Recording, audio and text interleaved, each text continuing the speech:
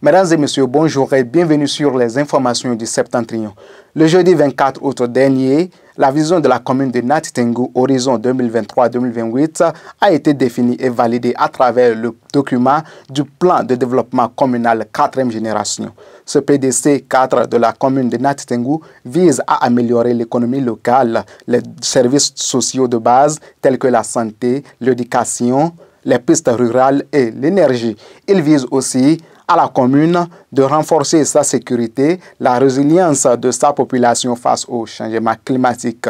Étant donc validé, il servira de guide pour les élus locaux dans l'accomplissement de leurs fonctions.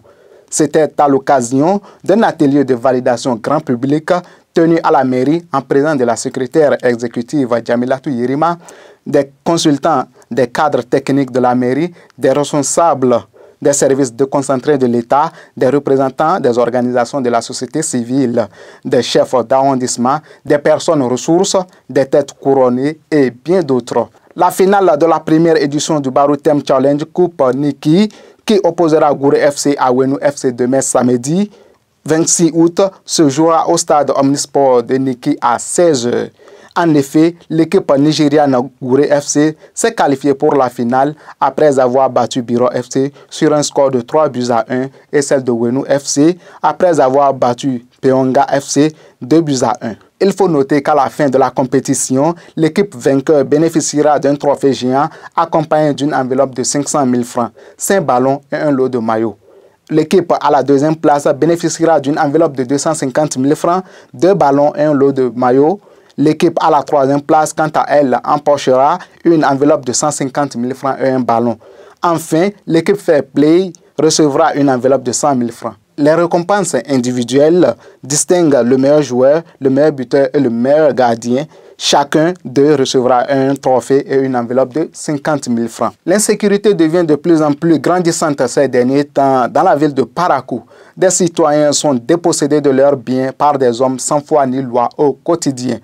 Le dernier cas est celui d'un journaliste de l'Office de radiodiffusion et télévision du Bénin de Parakou qui a été braqué tôt le matin du mercredi 23 août 2023 en se rendant à son lieu de travail. Ainsi, en passant par le vol de la moto d'un artiste au quartier Amanouillon, au cambriolage d'une boutique de mercerie et d'une autre boutique de vente de divers à Tibona, les cambriolages de 3 journalistes du groupe de presse d'Abarou en juin dernier, de même que le braquage de 2 professionnels des médias, la peur et l'angoisse gagnent les populations. Bien que les habitants et les autorités locales se plaignent tous les jours, le phénomène gagne du terrain. Les efforts de la police républicaine, bien que réels, montrent leurs limites et il urge que les autorités de la ville prennent des dispositions idoines en vue de protéger la population et réduire ces phénomènes.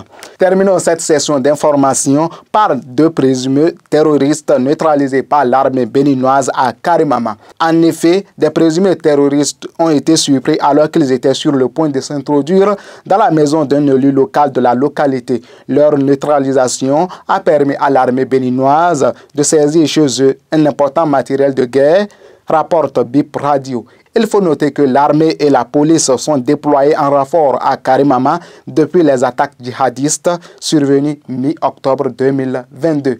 Mesdames et messieurs, ce sera tout pour aujourd'hui. Merci de nous avoir suivis. À la semaine prochaine pour d'autres informations venues du Septentrion.